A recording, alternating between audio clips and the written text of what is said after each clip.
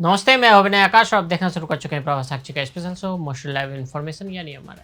कितना अच्छा होता कि काश दुनिया के तमाम बड़े झगड़े प्रेम से सुलझाए जा सकते।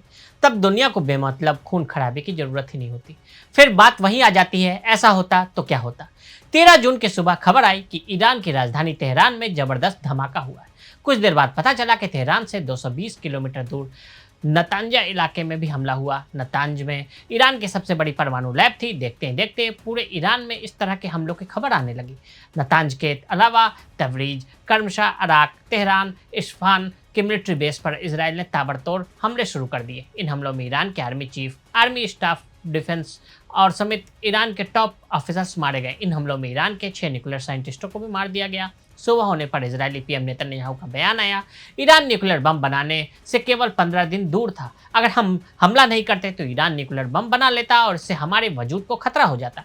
जवाब में ईरान ने भी इसराइल पर ताबड़तोड़ मिसाइल दागना शुरू कर दिया। ईरान के हमले में इसराइल पर भी मिसाइलें गिरी। लगभग पूरी जनता अंडरग्राउंड पार्किंग में चली गई है। जंग के इस पागलपन को दुनिया अपने अपने सुविधा के हिसाब से देख रही है। दूसरी तरफ जंग के शौकीन बयानबाजी में भी मशगूल है। ट्रंप ने तुरंत सोशल पर लिखा कि मैंने तो ईरान से 60 दिनों के भीतर डील करने को कहा था और 61वां दिन हो गया, डील नहीं हुई। अब दूसरा मौका है। नेतन्याहू ईरान के लोगों के नाम अपील जारी करते हुए कह रहे हैं कि रिजीम चेंज करें। ईरान धमकी दे रहा है। पूर्व की तरह इसराइल पर दागी गई ईरानी मिसाइलों को अमेरिका, ब्रिटेन या फ्रांस ने रोका तो उनके खिलाफ भी कार्रवाई की जाएगी। ऐसे में बात सीधे जंग तक पहुंच चुकी है। लेकिन क्या आप जानते हैं, कभी दुनिया इन्हीं दोनों देशों की दोस्ती की मिसाल देती थी। समझते हैं कैसे जिगरी दोस्त आज जानी दुश्मन बन गए। 1948 से 70 के दशक का दौर। 1948 में जब इसराइल बना तो ज़्यादातर मुस्लिम देशों ने उसे मान्यता ही नहीं दी। लेकिन ईरान, जो कि एक शिया मुस्लिम देश है, उसने इसराइल को खुलकर मान्यता तो नहीं दी, लेकिन पीठ पीछे दोस्ती जरूर रखी। 1950 से 1970 के दशक में ईरान में शाह मोहम्मद रजा पहलवी की सरकार थी। जब इसराइल ने ईरान को हथियार दिए, ईरान ने इसराइल को तेल दिया। दोनों देशों की खुफिया एजेंसियों ने एक साथ काम भी किया। इस्लामिक क्रांति के बाद शुरू हुई रिश्तों में खटास। 1979 में ईरान के इस्लामिक क्रांति की शुरुआत हुई और शाह मोहम्मद रजा पहलवी को सत्ता से हटाकर अयातुल्लाह खमेनी के नेतृत्व में एक धार्मिक सरकार बनी। ये वही दौर था जब पहली बार इसराइल को दुश्मन घोषित कर दिया गया। इसराइल के दूतावास को बंद करके फिलिस्तीन संगठन पीएलओ को दे दिया गया। इसराइल को इस्लाम का दुश्मन घोषित किया गया। तब ईरान ने हिजबुल्लाह, हमास की मदद करनी शुरू कर दी। आज की दुश्मनी की शुरुआत उसी दौर से हुई है। बैकडोर से कारोबार जारी रहा। इस दुश्मनी के बीच में पीछे से गुप्त कारोबार चलता रहा। 1980 में जब ईरान और इराक के बीच जंग शुरू हुई तो इसराइल ने सोचा कि इराक ज़्यादा खतरनाक है।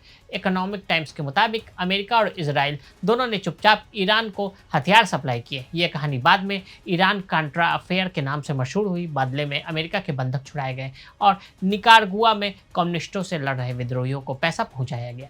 1990 के दशक में न्यूक्लियर प्रोग्राम से दूरी बढ़ी। 1990 के दशक में ईरान ने न्यूक्लियर प्रोग्राम शुरू किया और इसराइल को लगा कि ईरान भविष्य में परमाणु हथियार बना सकता है। तब से इसराइल ने ईरान को अस्तित्व के लिए खतरा मानना शुरू कर दिया।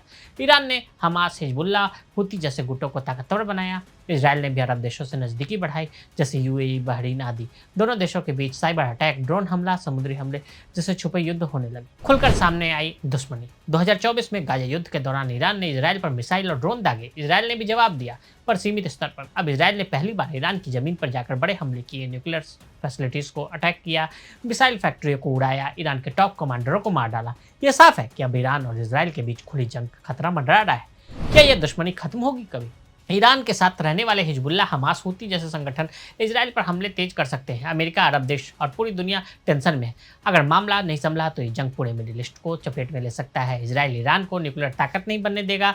दूसरी तरफ ईरान इसराइल के वजूद को ही नहीं मानता है। दोनों की विचारधारा, लक्ष्य और गठबंधन बिल्कुल उलट है। पुतिन, ट्रंप या मोदी करेंगे पहल।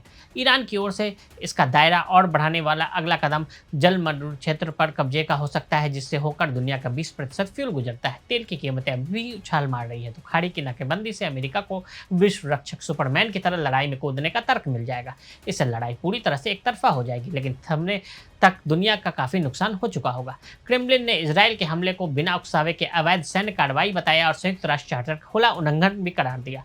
रूस ने कहा कि इस पूरे तनाव की जड़ पश्चिम देशों के ईरान विरोधी हिस्टीरिया है। ऐसे में पुतिन और ट्रंप इसके पहले ही आग बुझाने की कोशिश कर सकते हैं। उनका आपस का दोस्ताना संवाद फिलहाल दुनिया के लिए अकेली उम्मीद है। हालांकि यूरोपीय संघ को कुछ और हद तक चीन को भी यह बहुत अच्छा नहीं लगेगा। वहीं इस पूरे विवाद में नरेंद्र मोदी भी एक बड़ा फैक्टर है। मिडिल ईस्ट में भारत की भूमिका। भारत ने हमेशा मिडिल ईस्ट में एक संतुलित भूमिका निभाई है। पीएम मोदी का नेतन्याहू से संवाद एक तरफ से इजराइल को डैमेज कंट्रोल का मौका देता है, वहीं दूसरी तरफ वैश्विक स्तर पर भारत की स्थिति को और मजबूत करता है। भारत ने हिंसा की आलोचना किए बिना अपनी शांति की भूमिका स्पष्ट कर दी है। तो आज हमने आपको ईरान और इजराइल के बीच हो रहे जंग के बारे में बताया। आज के लिए इजाजत। ऐसी रिपोर्ट्स को देखने के लिए देखते रहें प्रभा साक्षी। अगर आप भी लेना चाहते हैं देश दुनिया की तमाम जानकारी तो आज ही सब्सक्राइब करें हमारे चैनल को। साथ ही नीचे दिए बेल आइकन को जरूर दबाएं ताकि हर अपडेट आप तक पहुंच सके।